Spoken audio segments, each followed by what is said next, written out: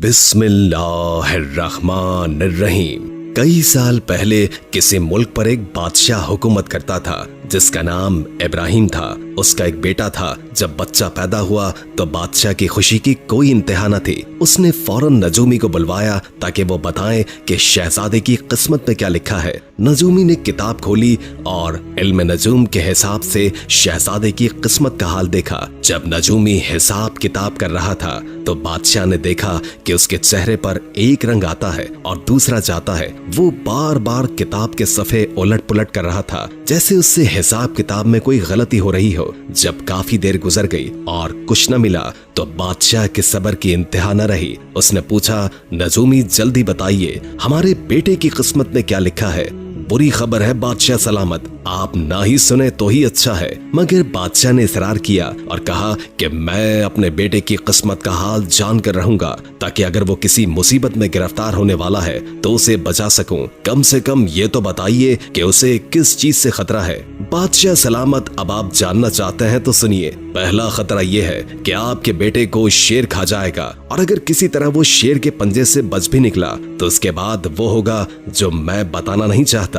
मैं ये बात अपने मुंह से नहीं निकाल सकता। शेर के खा जाने से ज्यादा खतरनाक बात क्या हो सकती है, आप बताइए तो सही। बादशाह ने जरा सख्त लहजे में हुक्म दिया। नजूमी खामोश रहा। नजूमी पर बड़ी मुश्किल से थोड़ा सा असर हुआ और कुछ देर के बाद गला साफ करते हुए बोला, बादशाह सलामत, मुझे डर लगता है। बादशाह ने कहा, डर किस बात का?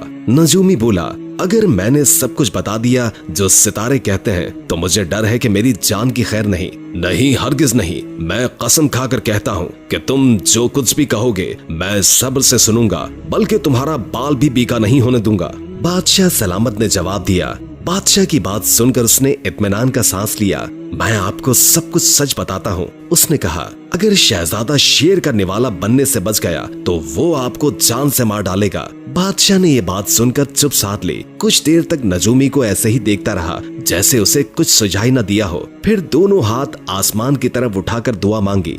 दुआ के बाद नजूमी से बोला, जो कुछ भी हो मैं अपनी और अपने बेटे की जान बचाने की कोशिश करूंगा, लेकिन सितारे गलत भी तो कह सकते हैं। नजूमी ने बादशाह को तसल्ली देते हुए कहा, बिल्कुल गलत कह सकते हैं। नजूमी ने बादशाह को खुश करने के लिए कह दिया, वरना उसे यकीन था कि सितारे गलत नहीं कहते। बादशाह इब्राहिम ने उसी वक्त अपनी बदनसीबी के साथ लड़ने का फैसला कर लिया। उसने महल से कई मील दूर पहाड़ की चोटी पर एक अलग थलग जगह तलाश की जहाँ हैवान और इंसान किसी का गुजरना हुआ हो। उसने जमीन के अंदर एक तहखाना बनवाया जिसमें उसका बेटा रह सके। उस तहखाने का एक ही दरवाजा था जिस दरवाजे को दरख्तों और झाड़ियों से अच्छी तरह ढांप दिया गया। जब तहखाना मुकम्मल हो गया तो मासूम शहजादे को उसमें उतार दिया गया। शहजादे की उम्र 1 या 2 साल थी। शहजादे के साथ उसकी आया भी उसके साथ थी। दोनों उस तहखाने में रहने लगे।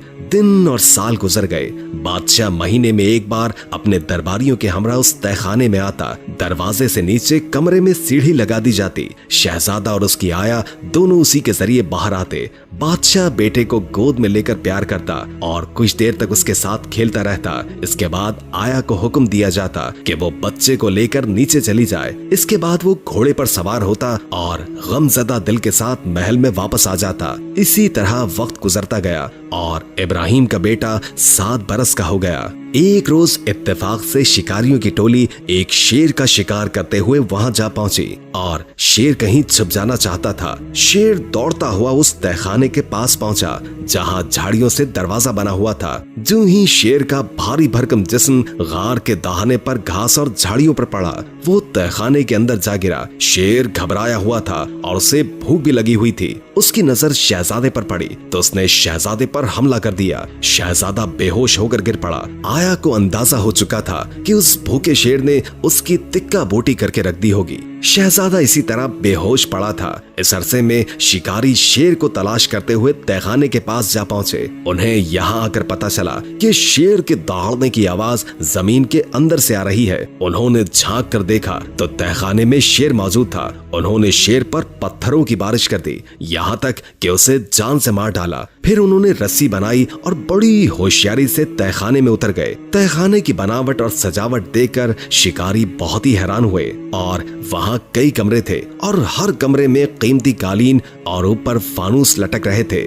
कमरों को इतने कीमती साजो सामान से सजाया गया था कि पहली ही नजर में पता चल जाता कि ये किसी शहजादे का घर होगा। शिकारी हर जगह की तलाशी ले रहे थे और जो कुछ उठा सकते थे सामान ले जाने के लिए बांध रहे थे। अचानक उनको एहसास हुआ कि औरत तो मर चुकी है मगर बच्चा अभी सांस ले रहा है और वो बेहोश है। वो सामान के साथ बच्चे को भी उठाकर ले गए। इस तरह 7 बरस का शहजादा शिकारियों के यहाँ पहाड़ियों में रहने लगा। उसने यहाँ शिकारियों से जानवरों का शिकार करने में महारत हासिल की। उन शिकारियों में अच्छे बुरे की तमीज न थी, बल्कि वो बाज औकात काफिरों पर हमला करके उनको लूट लेते और माल मवेशी लेकर जाते। इन सब कामों में बादशाह इब्राहिम का बेटा उनके साथ होता। शिकारियों के साथ रहकर वो भी उन जैसा लापरवाह और जिस्मानी तौर पर मजबूत हो चुका था। वो नहीं जानता था कि वो कौन है और उसके माँ बाप कौन है। वो तो शिकारियों में शिकारी था और लुटेरों में लुटेरा। एक रोज शाम के वक्त शहजादे और उसके दूसरे साथियों ने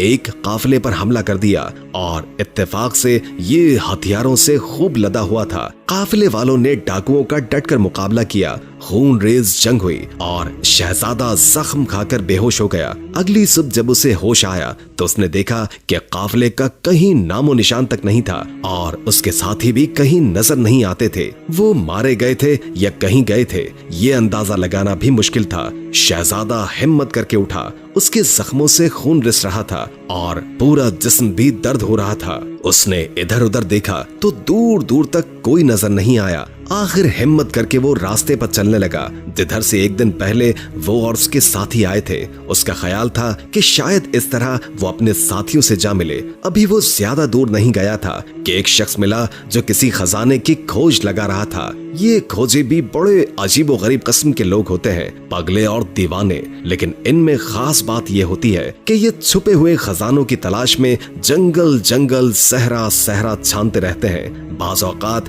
दूसरे लोग इनको मुलाजिम रख लेते हैं और इन लोगों की किस्मत बड़ी खतरनाक होती है। खजाने को निकालने के लिए इन्हें जमीन को दूर तक खोदना होता है और खोदते खोदते ये पाताल तक पहुंच जाते हैं। इनमें से बाज लोगों को दुनिया में दोबारा आना नसीब नहीं होता और बाज़ औक़ात अपनी अक्ल खो बैठते हैं। खजानों के खोजी ने इब्राहिम के बेटे को रोक कर पूछा, कहां से आए हो? जमीन के अंदर से, शहजादे ने जवाब दिया और फिर सारी दास्तान सुना डाली।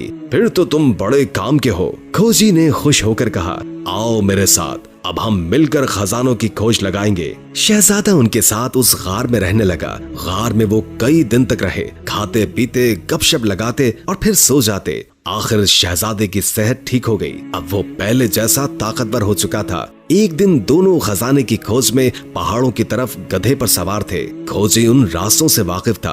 आखिर पहाड़ की चोटी पर पहुंच गए। एक खास जगह पर पहुंचकर खोजी ने जेब से कुछ निकाला और फिर गौर से देखकर इर्द गिर्द निगाह दौड़ाई। हर तरफ घूमकर देखा और फिर उसे तसल्ली हो गई कि वो सही जगह पर पहुंचे हैं। खोजी और शहजादे दोनों ने मिलकर जमीन को खोदना शुरू कर दिया। अचानक उनको एक पत्थर से टक्कर लगी। ये पत्थर बहुत ही बड़ी चट्टान की मानिंद था। दोनों ने खूब जोर लगाकर पत्थर को एक तरफ किया तो नीचे कुआं नजर आया। एक मजबूत सा रस्सा शहजादे की कमर में कसकर और उसके हाथ में रस्सी थमा दी और कहा, तुम नीचे पहुंच जाओ तो आवाज देना, मैं टोकरी लटका दूंगा। मेरा ख्याल है कि कुएं में इतना सोना है कि हमने अगर 10 टोकरियां भी खींची तो सारी उम्र किसी चीज की जरूरत नहीं रहेगी। खोजी के कहने के मुताबिक शहजादा कुएं में उतर गया। खौफ के मारे उसका दम निकल रहा था। उसने मोमबत्ती जला ली, वरना अंधेरे में कुछ भी नजर नहीं आता। जमीन पर पांव रखते ही उसने खुदा का शुक्र अदा किया। कुएं में पानी नहीं था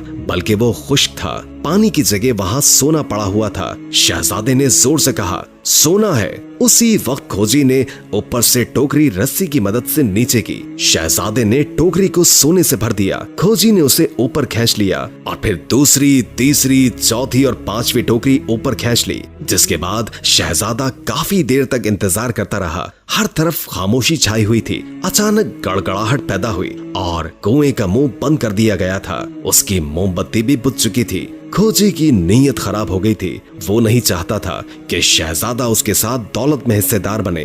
जो सोना उसके हाथ लगा है। उसने उसे गधे पर लादा और पत्थर रखकर कुएं का मुंह बंद कर दिया और खुशी खुशी अपने घर की राह ली। खोजी के धोखा देने पर पहले तो शहजादे को बड़ा दुख हुआ, मगर फिर ये कहकर दिल को तसल्ली दी कि मौत और जिंदगी खुदा के हाथ में है। अगर अल्लाह को मेरी जिंदगी मंजूर है तो कोई न कोई रास्ता जरूर निकाल देगा। ये सोचकर शहजादे का हौसला कुछ बढ़ा और वो आने वाले वक्त से बेफिक्र हो गया। शहजादे ने उस कुएं में ज़ोहर की नमाज अदा की। वो सजदे में गिरा दुआएं कर रहा था कि उसे कोई आवाज सुनाई दी। ऐसा मालूम होता था कि कहीं से कोई पानी बह रहा हो। शहजादा आवाज के पीछे चल दिया। चलते हुए कुएं के आखिर में उसे एक रास्ता नजर आया, मगर ये रास्ता इतना था कि आदमी रेंग कर ही गुजर सकता था। वो जैसे ही आगे बढ़ा, पानी की आवाज ज्यादा और साफ साफ सुनाई देने लगी। आखिर वो उस मौके पर पहुंच गया जहां से चश्मा फूटता था। यहाँ सख्त सर्दी थी। ऐसा लगता था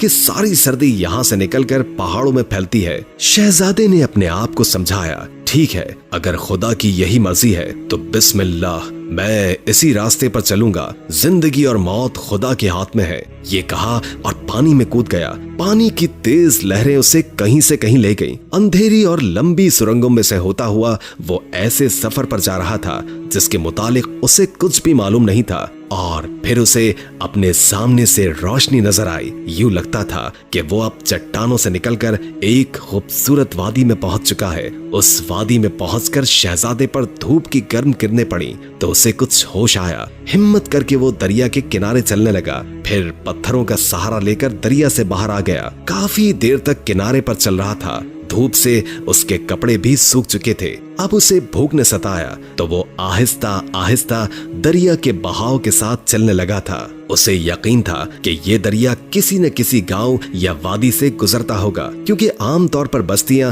दरियाओं के किनारे होती हैं। इसीलिए उसे ज्यादा नहीं चलना पड़ा। कुछ फासले पर उसे चंद लोग नजर आ गए। लोगों को शहजादा कुछ अजीब सा लगा और शहजादे को देखकर बिल्कुल भी खुश न हुए। लेकिन जब शहजादे ने बताया कि वो किस तरह मौत के मुंह से बचकर आया है और दुनिया में उसका कोई नहीं है, तो उनको रहम आ गया और उन्होंने उसे खाने पीने को दिया और अपने पास रहने की इजाजत भी दे दी। जूं वक्त गुजरता गया, वो लोग शहजादे के दोस्त बन गए। अब उसे पता चल चुका था कि उन लोगों ने शुरू में उसे क्यों नापसंद किया था। दरअसल ये लोग डाकू थे और काफिलों को लूटकर अपना और अपने बीवी बच्चों का पेट पालते थे। वो शहर से बाहर घात लगाए बैठे रहते थे। कोई काफिला शहर में दाखिल होता या फिर बाहर निकलता तो उसे लूट लेते। ये शहर इब्राहिम बादशाह की सल्तनत में आता था। शहजादे को उनकी जिंदगी बेहद पसंद आई और वो उनमें घुल मिल गया। उसने सोचा, मेरी किस्मत में यही लिखा है तो मैं इन्हीं के साथ रहूंगा। शहजादे ने अपने आप को समझाया और उन लोगों में शामिल हो गया। कई माह गुजर गए। शहर के लोगों ने बादशाह से दरखास्त की कि हमें इन कज़ाकों की लूट खसूट से बचाया जाए। लुटेरों के हाथों इनकी जान हर वक्त खतरे में रहती है। शायद ही कोई काफिला होगा जो बगैर लुटे अपने शहर में दाखिल हो। सौदागरों ने कारोबार करना छोड़ दिया है। बाजार खाली पड़े हैं। खाने की चीजों की कीमत बढ़ चुकी है। गरीबों की हालत बदतर हो रही है। बादशाह इब्राहिम को जब ये खबर मिली तो उसने डाकुओं से निपटने का फैसला किया और एक फौजी दस्ता लेकर रवाना हो गया। तकरीबन 1 मील का फासला तय करने के बाद फौज डाकुओं के सर पर जा पहुंची थी और उन्होंने उन पर हमला कर दिया। दोनों तरफ के लोग बहादुरी से लड़े। डाकू तादाद में कम थे। फौज का पल्ला भारी रहा। शाम होने तक डाकुओं के बहुत से साथी मारे गए या उन्हें कैदी बना लिया गया। शहजादे को इस जंग में बड़ा लुत्फ आ रहा था और वो बड़ी बेजिगरी से लड़ रहा था। जब उसने देखा कि उसके साथी मर रहे हैं तो वो दूर से शाही फौज पर तीर बरसाने लगा। वो फौजी चौकी थी और शहजादे का तीर बादशाह को जाकर लग चुका था और शहर वापस आ गया। बड़ी मुश्किल से घोड़े से उतरा और हकीमों को बुलवाया गया, मगर सीने का जख्म इंतहाई गहरा था कि बादशाह की जिंदगी की कोई उम्मीद नहीं थी। इसी हालत में कई दिन गुजर गए। आखिरकार हकीमों ने बताया कि बादशाह का वक्त आ चुका है और उसे कोई नहीं बचा सकेगा। उसी मौके पर बादशाह ने नजूमी को बुलवाया और कहा कि कई बरस बीत चुके हैं। तुमने बताया था कि अगर मेरा बेटा शेर का लुक़मा न बना तो वो मुझे मार डालेगा। जी बिल्कुल, नजूमी ने जवाब दिया। और तुम्हें यह भी याद होगा कि जब हमने उस तहखाने की तलाशी ली थी जिसमें शहजादे को रखा गया था तो वहां शेर की लाश के सिवा कुछ न मिला था। तो फिर मेरे बेटे को किसने बचा लिया? और ये नौजवान वही होना चाहिए, क्योंकि मेरी मौत उसी के हाथों लिखी है। मगर मैं इस वक्त एक डाकू के तीर से मर रहा हूँ, क्या ये मुमकिन है? हुजूर, अगर आपका बेटा जिंदा है तो वो डाकू के इस गुरों में शामिल है। बादशाह ने जब ये सुना तो हुक्म दिया कि कैदियों को उसके सामने लाया जाए। जब वो बादशाह के सामने हाजिर हुए तो बादशाह ने पूछा, तुम में से किसी के तीर से मैं जख्मी हुआ हूँ? एक डाकू आगे बढ़ा और एक नौजवान की तरफ इशारा करते हुए कहने लगा, ए बादशाह, आप इस नौजवान के तीर से जख्मी हुए हैं। ये नौजवान चंद महीने पहले हमारे ग्रुप में शामिल हुआ था। हम में से कोई भी इसके बारे में नहीं जानता कि ये कौन है और कहां से आया है। इब्राहिम ने नौजवान से पूछा, तुम्हारा नाम क्या है और तुम कहां के रहने वाले हो? ये सुनकर नौजवान बोला, मुझे इब्ने इब्राहिम यानी इब्राहिम का बेटा कहते हैं। यही मेरा नाम है और इसके सिवा और कुछ नहीं जानता। मुझे नहीं मालूम कि मेरा बाप कौन था, बस इतना याद है कि जब मैं बच्चा था तो एक तहखाने में रहता था। मेरे साथ मेरी आया थी। फिर एक रोज शेर आया और उसने हम दोनों पर हमला कर दिया। मेरी आया मर गई और मैं जख्मी हो गया। शहजादे ने बादशाह को बताया कि किस तरह शिकारियों ने उसकी परवरिश की। वो जख्मी हुआ तो किस तरह खजाने के खोजी ने उसकी देखभाल की और उसे धोखा देकर सारा सोना लेकर वहाँ से रफू चक्कर हो गया। और फिर वो किस तरह कुएं से निकलने में कामयाब हो गया और फिर वो डाकुओं के ग्रोह में शामिल होकर काफिलों को लूटने लगा। सारी कहानी सुनाकर शहजादे ने बादशाह से दरखास्त की, बादशाह सलामत, मेरे साथियों को आजाद कर दीजिए। आप मेरे तीर से जख्मी हुए हैं, इसमें इनका कोई कसूर नहीं था। इब्राहिम ने कहा, यही मेरा बेटा है। और फिर बाकी कैदियों के बारे में हुक्म दिया कि अगर ये कसम खाएं कि आइंदा लूट मार नहीं करेंगे तो इन्हें आजाद कर दिया जाएगा। और उसके बाद अपने साथियों और वजीरों को बुलाकर कहा, ये मेरा बेटा है और मेरे बाद ये बादशाह बनेगा। शहजादा सब कुछ बड़ी हैरानी के साथ देख रहा था। बादशाह ने अपने बेटे को गले लगाया और अपनी जान दे दी। इस तरह शहजादा अपने बाप से मिला और अपने वालिद के बाद तख्त का मालिक और बादशाह बन गया। उम्मीद है कि आज की वीडियो आपको अच्छी लगी होगी। अगर वीडियो अच्छी लगी हो तो लाइक करके हमारे चैनल को सब्सक्राइब कर दें और बेल आइकॉन को क्लिक कर दें ताकि हमारी नई आने वाली वीडियोस का आपको पता चलता रहे। हमने पूरी कोशिश की जितना इल्म हम आप तक पहुंचा सके हम पहुंचा दें। अगर जिंदगी रही तो एक और वीडियो के साथ इंशाअल्लाह हाजिर होंगे। अभी हमें इजाजत दीजिए। अल्लाह हाफिज।